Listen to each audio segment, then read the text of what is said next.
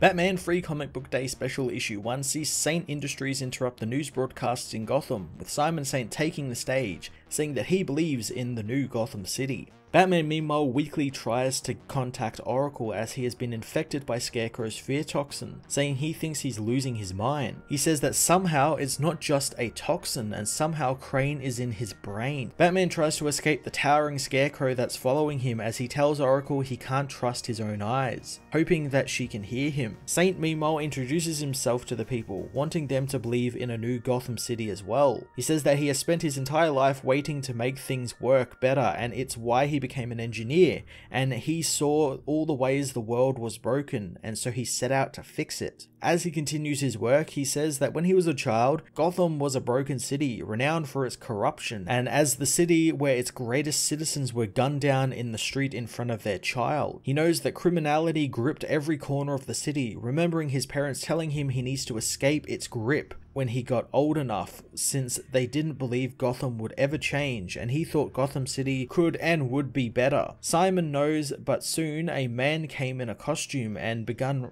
rooting out criminality and ending the stranglehold of the mob through figures like Falcone, Maroni, and political figures like Rupert Thorne and Hamilton Hill. He knows the old Gotham died, and he was grateful to Batman for saving it since he thought Gotham had its future back, but he never realized what would be happening next. Saint never guessed that the city would be gripped by madmen, and how one man in a costume with no accountability wouldn't be enough to stop it all, and that the police couldn't stop it either. And after years of relying on Batman, Gotham seemed to be getting worse day by day, and now after the Joker War, he decided enough was enough, and he thought it was time a better vision of justice and order be brought to Gotham. He says that this is when he started designing the Magistrate program and Gotham's Heroes of Tomorrow, the Peacekeepers. He introduces Peacekeeper 1, who says he too believes in a new Gotham City. Batman meanwhile manages to crawl out of Arkham and back to the Batmobile, getting inside and injecting himself with a serum to combat the toxins. As he shakes uncontrollably, he sees Scarecrow outside in front of the car, screaming as he knows this is not real and it's just in his head. Scarecrow climbs onto the car as Batman continues screaming that he's not real. The window is shattered and suddenly Bruce awakens, finding the car intact and him fine. Starting it up, he peels out of Arkham as he tries to contact anyone, not knowing how long he's been out since Scarecrow got into his head, and not just with the usual toxins, knowing he's using some type of experimental mind control technology as well, not knowing if his brain has been compromised or not, so there is no telling what's real anymore. As he speeds towards the city, Batman continues to try and get a hold of any of his friends and family, but no one responds.